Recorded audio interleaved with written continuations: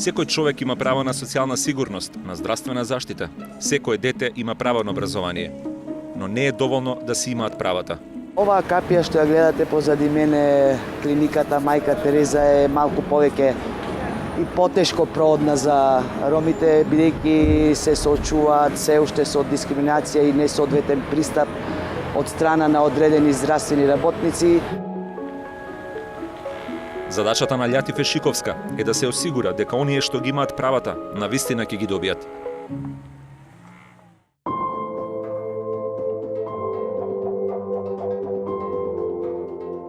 Ова се луѓето што не чекаат решенија, туку ги бараат. Не креваат раце, туку ги засукуваат ракавите. Познати им се и пречките и неуспесите, и тешките услови. Се борат со бирократски лавиринти, недоречени закони, партиски притисоци, приватни интереси. И не се откажуваат. Тие се носители на промени.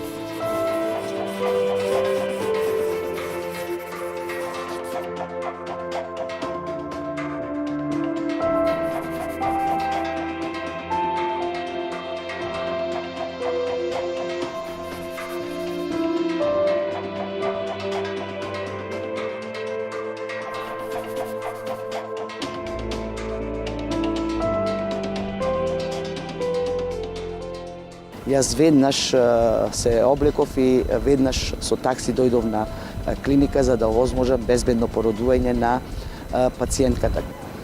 И укажав дека на докторката дека вие како итни случаеви не смеете да ги враќате пациентите, бидејќи се коси со законот за правата на пациентите, и за среќа докторката веднаш реагираше, жената беше згрижена и после 15 минути се породи.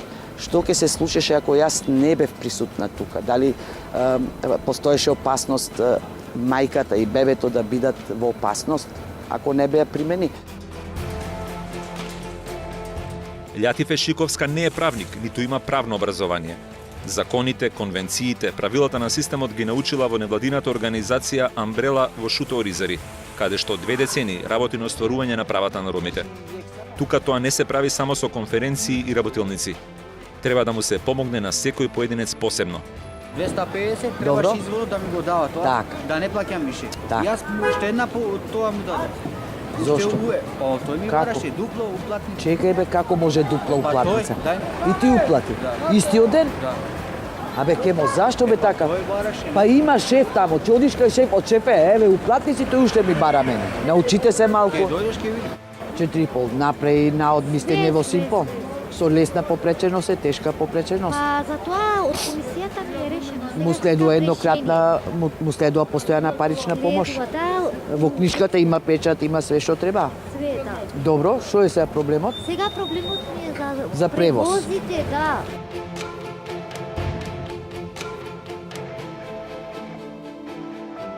Не секогаш државните службеници и оние институции каде што јас ја застапувам целната група со која работиме, не секогаш ги знаат одредени конвенции дека Македонија е потписник, дека се ратификувани одредени конвенции во однос на правата и заштита на децата, да речеме во однос на економско јакнење и културолошко за жените генерално.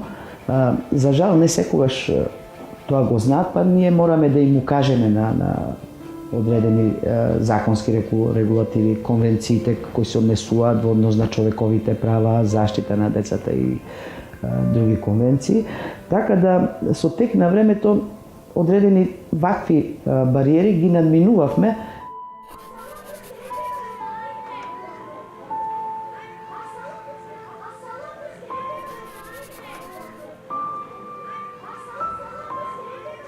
Јас во принцип не седам во канцарија, мене канцаријата ми служи само како еден технички сервис каде што се подготвувам. Иначе во принцип сиве овие години работам на терен, бидејќи сметам дека токму на терен ја гледаш реалната состојба во однос на ситуацијата која се однесува на ромите и врз основа на нивните потреби и проблеми ние креираме проекти.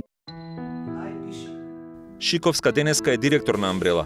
Ниту директорувањето не ја задржува во канцеларијата. Има многу проблеми да се решат.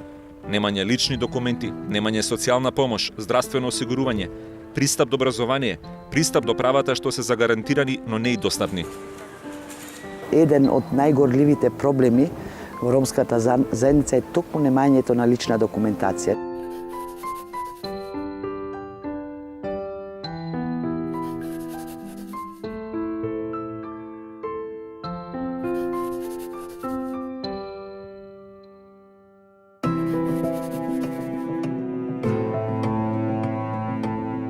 Имаме се уште случаеви кои ни чекаат од 2013, 14, 15, 16, сега најнови 17, кои се уште ни се во постапка, се уште се во процес.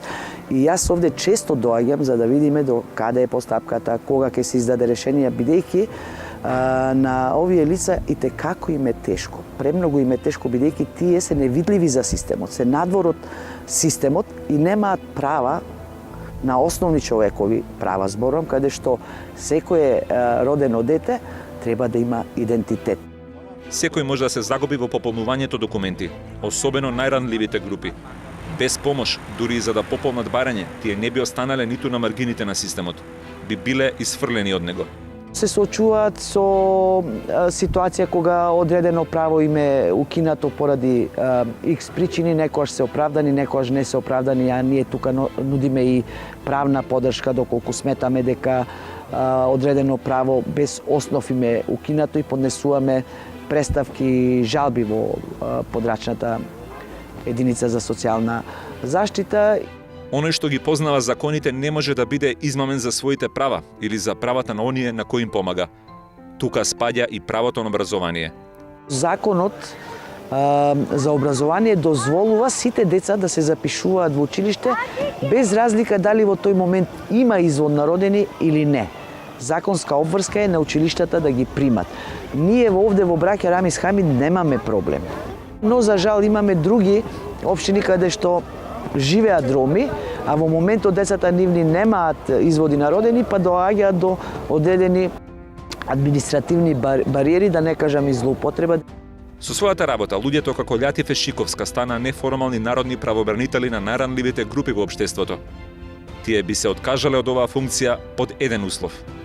Нас ни е битно, навистина, крајно време е да се најдат системски решенија. Тие системски решенија мора да бидат со конкретни мерки, активности, акциони планови, стратегии и посебни програми, преди се развојни, за да можат и ромите да го најдат своето место во општество, бидејќи и ние придонесуваме кон просперитет и прогрес на нашата држава, бидејќи и јас учествувам преку одредени давачки кон државата и треба да знам каде се трошат моите пари, како и секој граѓанин во нашата држава.